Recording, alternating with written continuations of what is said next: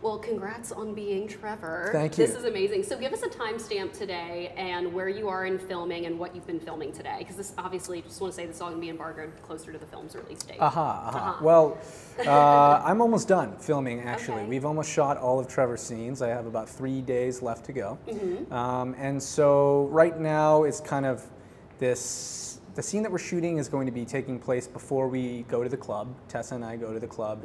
And it's kind of the first interaction you see where they're loosening up with each other and getting to know each other. And I think it's also the moment where the audience will see him as more of a potential love interest for her. So it's an exciting moment. So yeah, I saw that one of the producers, Jen, confirmed on Instagram that Trevor's kind of going to be more of a larger role in After We Collide to the movie versus as he was in the books. Can you like expand a little bit more on that?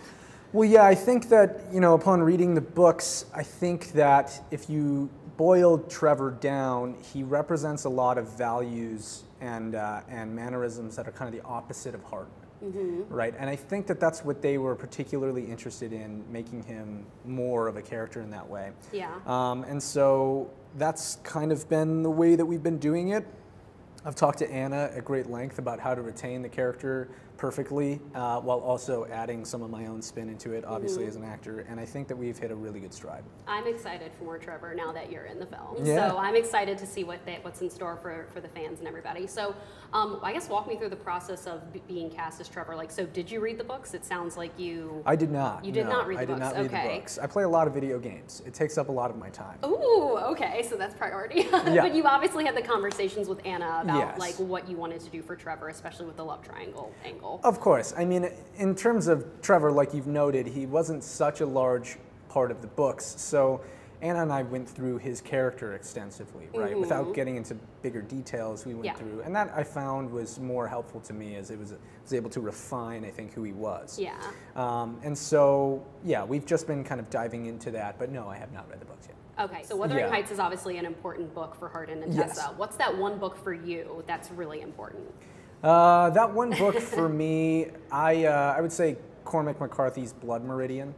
That one like really sent me over the moon when I was reading. Not only did I find that he was able to suspend himself as an author, but also tap into another version of himself as an author that was interesting and intriguing, and I actually found it very akin to acting.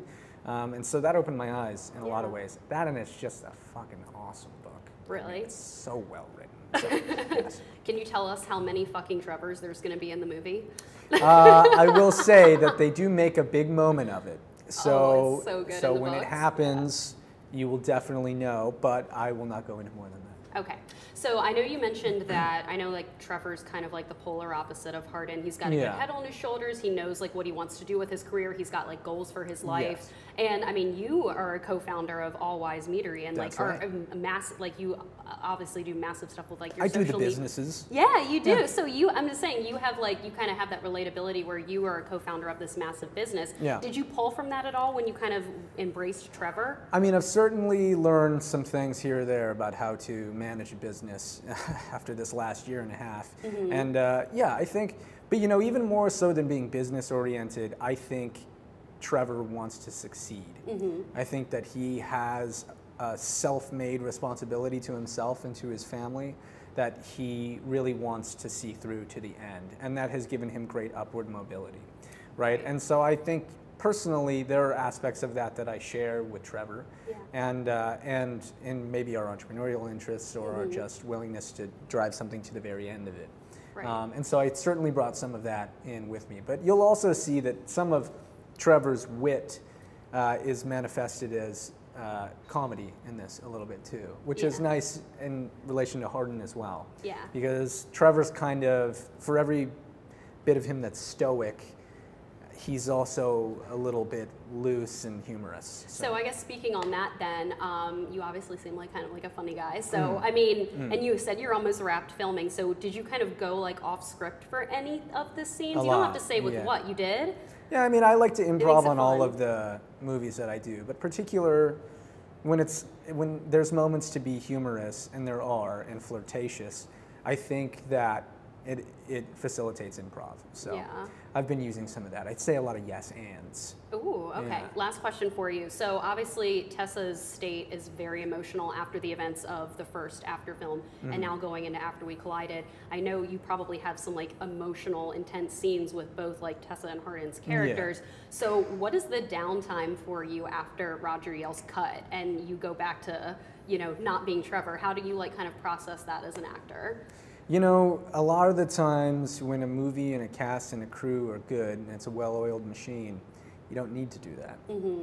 It's pretty easy. It comes off the page and in a way that feels alive, and then you walk off set and you're still there. Yeah. And so I've actually found that I didn't need to decompress. I didn't need to do that on this because we've had a pretty well-oiled machine so far. Yeah. So for me, there are certainly some scenes that are interesting, and to say the least. And I think the best that we've done is just discuss it off stage and keep joking and talking to each other. Right. And we've had fun doing that. I'm glad that you guys are having a good time on set. I'm having a good time on set. Yeah. All right, thanks, Dylan. Thanks nice so to much. talk.